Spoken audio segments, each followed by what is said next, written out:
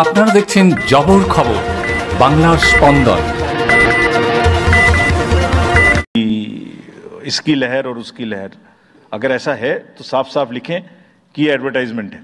Late it not pass through advertisement. We have issued these advisories. Now the time is during this election to go beyond advisories, take concrete action, for which in the advisories there are relevant sections of the acts which are also inbuilt. So notice is there, knowledge is there, sections are there. So please, our request is कि campaigning के दौरान please don't try to cross the red line. ये वैसे भी इसलिए जरूरी है that in this digital world जो भी एक बार मुंह से निकलता है उसका रिकॉर्ड तो 100 साल तक के लिए पैदा हो गया, वो बार बार चलता रहता है. So please avoid creating digital memory of bad words which are coming from your mouth. Please be civilised during the election. This is what is our advice. और एक बार जब लड़ाई झगड़ा होता है ना तो प्रेम का धागा टूट जाता है, और जब प्रेम का धागा टूट गया तो बड़ी मुश्किल होती है. रहीम ने कहा था, रहीमन धागा प्रेम का मत तोड़ो चिटकाए, टूटे से फिर ना मिले, मिले गांठ पड़ जाए. तो क्यों ऐसी गांठ बांधनी है? थोड़ा प्यार मोहब्बत से कैंपेनिंग करें, शोर शराबा कम हो. फ्रेंड्स, पॉलिटिकल पार्टीज को और भी बहुत सारी स्ट्रीमलाइन करने के लिए उनकी एक्टिविटीज को हमने कदम उठाए हैं. ये मैं पिक्चर आपको इसलिए दिखा रहा हूं कि हर फील्ड के अंदर में we are ready that how we would control this. क्या किया है? Around 537 registered unrecognised political parties have been taken out of the political space. वो क्या करती थी? किसी के नाम में कैंडिडेट खड़ा कर दिया, गाड़ियों की परमिशन ले ली, दूसरा कोई यूज कर रहा है, किस्म किस्म की भांति एंटाइटलमेंट ले लिया, भांति भांति का वो they're cluttering the political space, crowding out the genuine persons. So that is what it has been done. सारी फाइनेंशियल जितने भी अकाउंट्स हैं पॉलिटिकल पार्टीज के और जितनी भी कंट्रीब्यूशन रिपोर्ट्स हैं वो सब डिजिटाइज्ड फॉर्म में हमारे पास आएंगी, ऐसा हमने उनको कहा. डायरेक्शंस दे दिए, इट इज स्टार्टेड कमिंग. तो जो भी पॉलिटिकल फाइनेंस की चर्चा देश में चल रही है उसके साथ साथ ये भी कार्य पीछे से बैकग्राउंड में चल रहा है, because commission always believes in the transparency in the political financing. Plumbing level I have already said. We have also asked the political parties to be very, very respectful to the persons with disabilities in their discourse, not to use the abusive words, also to not use children at all during the campaigning. बच्चे नहीं है इसलिए कि उन्हें campaigning में लाया जाए. We will be very strict if anybody does that. We are also giving advisories to political parties that have internal organizational structures within your party, within the parameters and in a right form. Friends, we are appointing 2,100 observers. जितनी चीजें मैंने आपको बताई, ये सब चीज को field officers तो करेंगे ही करेंगे. हम 2100 ऑब्जर्वर्स को अपॉइंट कर रहे हैं और इस बार उनको हमने क्या खास सख्त हिदायत दी है. और जो भी डीओज लेवल प्लेइंग फील्ड प्रोवाइड कर रहे हैं कि नहीं कर रहे हैं वो स्पेसिफिकली इसको देखेंगे. Inducement and coercion, intimidation free election हो, इस पर स्पेसिफिकली नजर रखेंगे, हमें रिपोर्ट करेंगे. फोर्स जितनी भी जा रही है किसी भी राज्य में उसका डिप्लॉयमेंट रैंडमाइज्ड हो. ऐसा नहीं कि उस फोर्स को कहीं बैठा दिया, काम नहीं कर रही, या कहीं दूसरी जगह भेज दिया जहां जरूरत नहीं है. They will be randomising the force. Entire election machinery will be randomised in the presence of the observers. Now, having done all this, what are the, जैसे मैंने पहली स्लाइड में बताया था, तो what are we expecting, हमारे elections कैसे होंगे? So let me show you this. What is our effort? What is our endeavor? As a last slide, let me tell you, there are reduced repolls. That is what we are endeavoring. Zero violence, that's what we are endeavoring. No inducements, इस पे कार्य हो. Fake news curve की जाए. Campaigning clutter और बदमिजाजी कम हो और लोगों का पार्टिसिपेशन बढ़े. जो 67% पार्टिसिपेशन था वो बढ़ के अधिक से अधिक पहुंचे. With this I would like to, in the end, appeal to the voters that elections belong to you. बहुत मेहनत की है हमने 2 साल में, आगे भी करेंगे, लेकिन दामोदर अब आपके हाथ में है. We are handing over the baton to you. Please come and vote. Political अपने जितने भी हमारे चुनाव कराने कर्मी जाएंगे, उनसे मैं फिर से एक बार अपील करना चाहता हूं, वो आज सुन रहे होंगे कहीं ना कहीं, कि लेवल प्लेइंग फील्ड प्रोवाइड करना उनका परम धर्म है. इसमें से कतई भी कोताही ना बरतें. उनको बताया गया है, इंस्ट्रक्शंस दी गई हैं, अगर बरतेंगे तो will be ruthless in dealing, because majority ऐसा नहीं करती. अगर 1-2 करेगा तो उसकी वजह से हम अपने इलेक्शंस को बदनाम नहीं होने देंगे. Will be ruthless.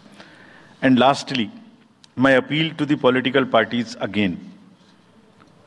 We are very committed for ethical political discourse. I would like parties to again appeal that please maintain decorum in campaigning and refrain from abuses and personal attacks. राजनीतिक दलों को बहुत personal attack से बचना चाहिए. फिर मुझे बदर साहब का एक शेर याद आता है, दुश्मनी जमकर करो. You are a natural allies, you are eyes and ears. हमारा कोई क्रिटिसिज्म होता है आप करते हैं, हम अपनी बात कहते हैं आप करते हैं. आप ही के थ्रू हम वोटर्स पे पहुंच सकते हैं. प्लीज वोटर्स तक हमारी बात पहुंचाइए, उनको बाहर निकलवाइए. ये सारी स्लाइड्स, सारा प्रेजेंटेशन आपको अभी तुरंत इसी माध्यम से हमारी वेबसाइट पे मिल जाएगा. Download, use it in your stories. कुछ और चाहिए तो हमें बताइए, हम देंगे. Now I come to the schedule which you were waiting, and I hope I didn't delay it. I have not bored you by what I said.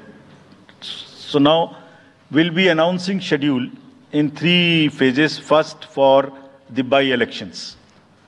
There are 26 assembly constituencies in the country जहां by-poll होना अभी है due.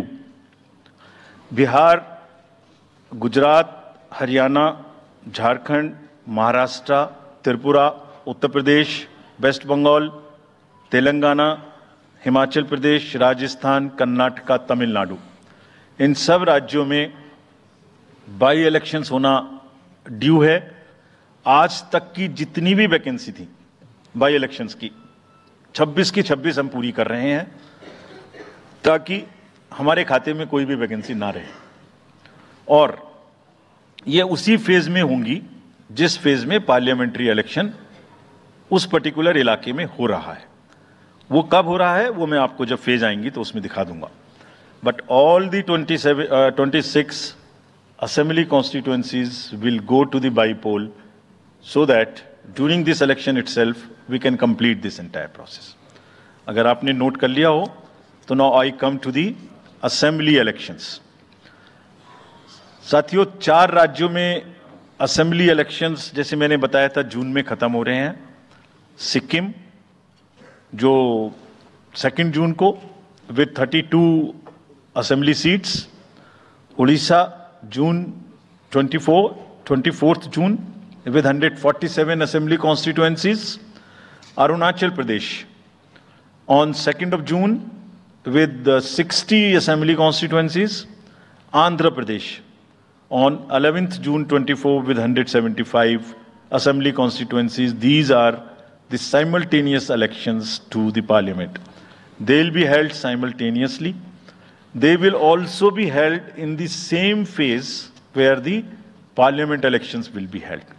So now, when I tell you the parliamentary elections, then I will tell you. But in case of Andhra Pradesh, the date of issue of Gazette notification would be 18th of April 2024, or date of poll would be 13th May 2024. तो आंध्रा के case में notification 18 अप्रैल 24 को होगा और date of पोल 13 मई 24 को होगी. इसके बाद अरुणाचल प्रदेश में डेट ऑफ गजट नोटिफिकेशन 20 मार्च को होगा और डेट ऑफ पोल 29 अप्रैल को होगी. 20 मार्च को गजट नोटिफिकेशन, 29 अप्रैल को डेट ऑफ पोल. सॉरी 19 अप्रैल को. 20 मार्च 19 अप्रैल. इस प्रकार सिक्किम में भी 20 मार्च और 19 अप्रैल, 20 मार्च को नोटिफिकेशन, 19 अप्रैल को डेट ऑफ पोल। उड़ीसा में first notification, this will be conducted in phases, and first phase would be on 18th April and date of poll would be 13th May. Fifth phase में होगा second phase of the Assembly of Odisha 26th April and 20th May. Then sixth phase and seventh phase also Odisha would have the Assembly elections. Sixth phase being on 29th April and 25th May elections. ये सब आपके साथ में हम अभी share कर रहे हैं ताकि आपको लिखने में, रिपोर्ट करने में इसको आसानी हो। Coming to the general elections to the Lok Sabha, जो विश्व का सबसे बड़ा लोकतांत्रिक त्योहार है, सबसे बड़ा लोकतांत्रिक त्योहार, biggest. 543 parliamentary constituencies, of which 84 are reserved for SCs and 47 are reserved for STs. तो इस 543 पार्लियामेंट्री कॉन्स्टिट्यूएंसीज के महात्योहार में शेड्यूल बताने से पहले सभी वोटर्स का फिर से हाथ जोड़ के आग्रह, अनुरोध, गुजारिश that please join for the voting, come on the day of voting, छुट्टी मनाने ना जाएं, जरूर आ जाएं। Schedule of the Lok Sabha poll, Phase 1, we'll do it in 7 phases, as was done last time. 7 phases. Phase 1 will start from 20th March notification, 5 days from now. And last date of withdrawal would be 30th March and date of poll would be 19th of April. इसमें phase 1 का schedule एक दिन से हमें 2 बार करना पड़ रहा है, फिर बिहार के लिए वहां एक फेस्टिवल है, तो नोटिफिकेशन की डेट सेम है, लेकिन बस लास्ट डेट ऑफ विड्रॉल हमें 30 मार्च की जगह 2 अप्रैल सिर्फ बिहार की फर्स्ट फेज के लिए करनी पड़ रही है, क्योंकि वहां त्योहार है। और 19 अप्रैल को यहां वोटिंग होगी और पूरी कंट्री में 4 जून को काउंटिंग होगी। So phase 1 this will look like this. ये मैप भी हम आपको प्रोवाइड कर देंगे अभी। ये जो येलो पोर्शन है ये ऐसा दिखाई देगा। तो इसमें जो फेज 1 का जो मैप है, इसमें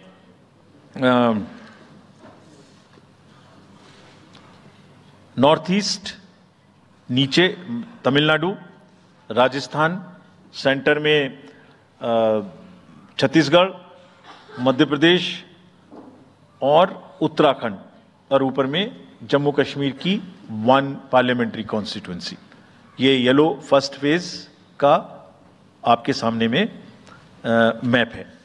सेकंड फेज और फर्स्ट फेज में 21 स्टेट्स जाएंगी पोल में। Second phase notification will start on 28th of March and date of poll will be 26th of April.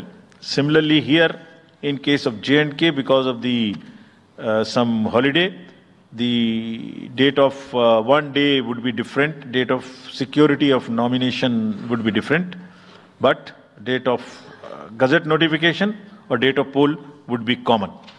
Phase 1 में 21 राज्य पोलिंग में जाएंगे और फेज 2 में उसमें से और राज्य जुड़ जाएंगे। So this is the map which would be phase 2, जिसमें हम नॉर्थ ईस्ट में काफ़ी जगह चुनाव को कंप्लीट करते हुए, तमिलनाडु में कंप्लीट करते हुए, सेकेंड फेज में राजस्थान को भी कंप्लीट करेंगे। Phase 3 would be from 12th of April and date of poll will be 7th of May. इसमें भी टोटल 12 स्टेट्स उस समय में जा रही होंगी और इस फेज में 3 नए राज्य में चुनाव शुरू होगा। इसका मैप कुछ इस तरह से दिखाई देगा।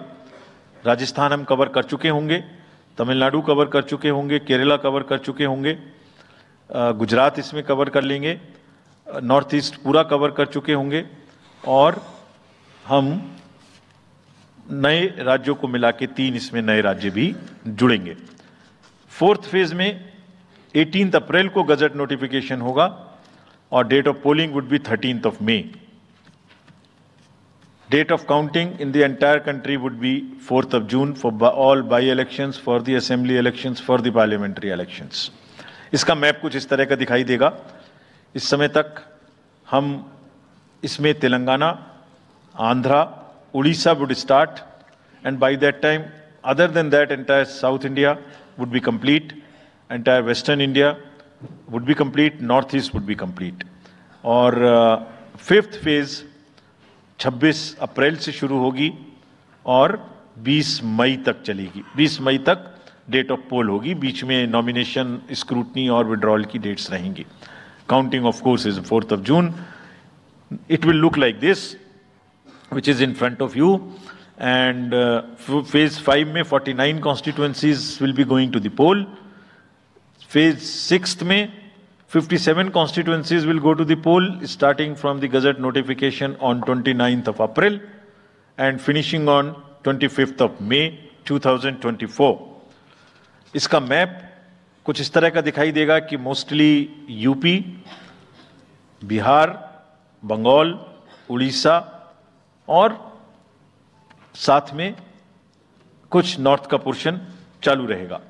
Last phase 7th phase notification will be on 7th May and polling on 1st June. तो last polling would be on 1st June and counting on 4th, and इस फेज में पूरा पंजाब, हरियाणा भी शामिल रहेगा, Bengal, Bihar, Orissa. This is how the map will look. Yellow denotes the first phase and accordingly the legends are given.